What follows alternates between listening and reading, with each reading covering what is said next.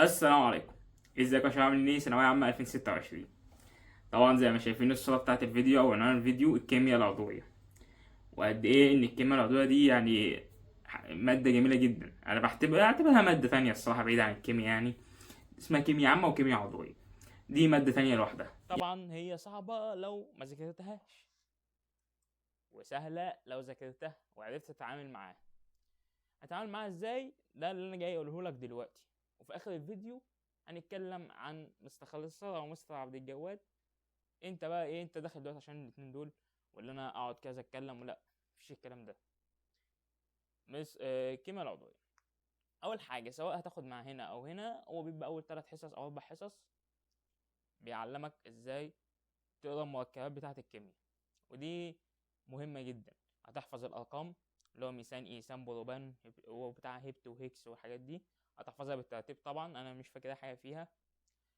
اعلمك ازاي تقرا مركب ان هو الكان الكين القاين، وان هو مثلا بنزين حلقه والكلام من ده. بس دلوقتي بتاعه البنزين والحاجات دي تبقى في النص التاني من الكيمياء العضويه. هو النص الاولاني اللي هم كانوا اول 6 محاضرات تقريبا، اللي هو ايه؟ الالكان والالكين والالقاين. تمام تمام. كله طبعا حافظها، بروبان بروبين بروبين الكان الكين القاين والكلام من ده. ودي مش الكيمياء العضويه. لو انت منتظر ان دي الكيمياء العضويه بس، فانت كده يا حبيبي اتضحك عليك، دي مش كيمياء عضويه. كيمياء عضويه بعد المحاضرة التالتة بالذات هتلاقيها هي كلها عبارة عن مخططات.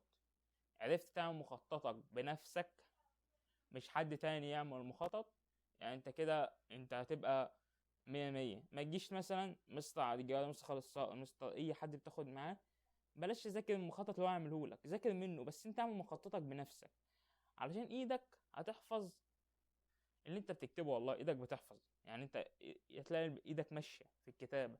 لو انت مش بتعمل كده ممكن يعني تأثر عليك شوية، بس ماشي، في ناس بتعرف تحفظ بالنظر والكلام من ده. بس انا طبعا بفضل الورقة والقلم.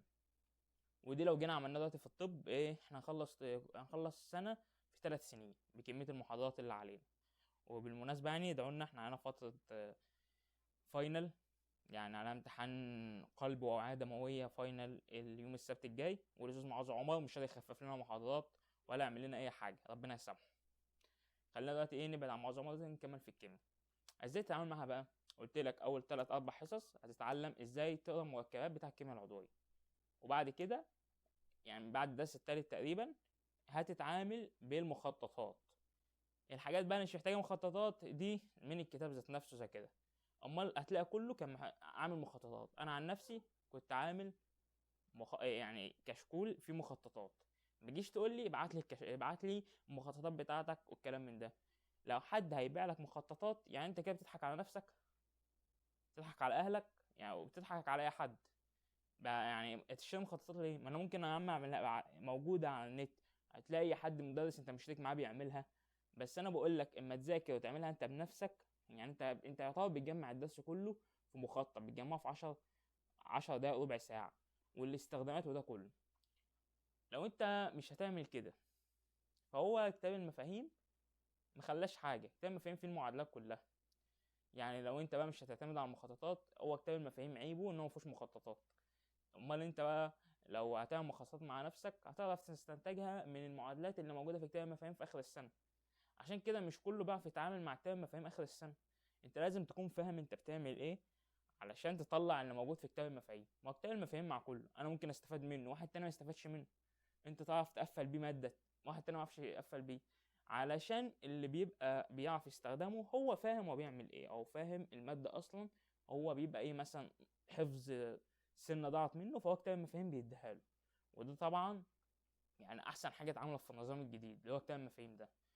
يعني هو انت اصلا بيغنيك عن حفظ كتير، بس بعد كده لو دخلت كليه طبيه او كده فانت هتتنفخ بسبب الحفظ. دي الكيمياء العضويه. الكيمياء العضويه مخططات. ركز على المخططات، ركز على الحاجات اللي فوق الاسهم، درجات الحراره، الحاجات اللي بتستخدمها. علشان اجي اقول لك طلع لي من البنزين ميه، طلع لي من السكر شاي، فاهم انت؟ فهو الكيمياء العضويه بتبقى كده لما حد يبقى يتفزلك عليك. يعني بتبقى مش مباشرة أوي برضه في الامتحان، بتحتاج شوية تفكير، بس بيبقى آخرك 3 4 معادلات عشان تطلع حاجة. مش 6 7 معادلات عشان تطلع حاجة. بالنسبة بقى حاجة اللي هي كلكم داخلين عشانها، مستر عبد الجواد او مستر خالد صقر، فهو يا طبعا انا ما جربتش مستر خالد صقر في الثالث ثانوي، انا كنت جربته في تانية ثانوي بس انا ما حسيتهوش الصراحة، يعني حسيته اللي انا يعني مش مرتاح معاه، دي حاجة مني انا. يعني كنت مثلا كان في عامل مراجعة تانية ثانوي كانت ساعتين، خلصتها في 6 7 ساعات، ولا خلصتها في يومين على ما اعتقد. يعني حاسس اللي مش مرتاح، اللي هو 10 دقايق واوقف والكلام من ده.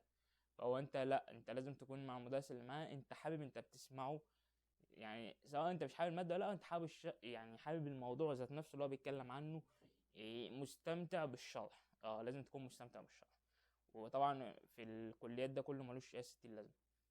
مستر عبد الجواد في الكيمياء العضويه بالذات يعتبر هو انا شايفه احسن واحد بيشرح كيمياء عضويه، بالذات الاسئله، ان هو بيدخل حوار الاسئله في الشرح، ودي حاجه حلوه ان هو انت تدخل اسئله بالذات العضويه، اللي هو يدنك مثلا المركب مثلا تطلع ده من ده تعمل كذا في كذا، او حلوه في الشرح. وتعتقد العضويه كانت اكتر حصص بتاخد وقت مع مستر عبد الجواد، يعني هو كان شرح الاساسيات بس في 4 محاضرات، يعني تقريبا شهر او 4 أو 3 حاجه زي كده عشان ايه ما نكدبش. فدي اهم حاجه بالنسبه للكيمياء العضويه.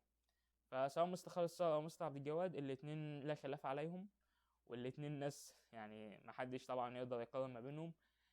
بتقولي مش معنى بتقارن في الاحياء، اصلا ما بقارنش في الاحياء، قلت لك في الشرح في الاحياء الاتنين مستر احمد الجوهري او مستر محمد ايمن سواء اي حد الشرح حلو، كان كل اختلافي معاهم الاسئله، ان هو بيجيب اسئله سهله. ما تجيش بقى تخش في الكومنتات تقول لي يا اسطى انت بتقارنش ليه، مش معنى انت خايف، لا يا حبيبي، انا الحاجه اللي بشايفها هنا غلط او هنا ايه بنقولها. انا بقول لك مستر عبد الجواد احسن حاجه الاسئله بتبقى عاليه شويه، الاسئله كويسه فبتساعدك.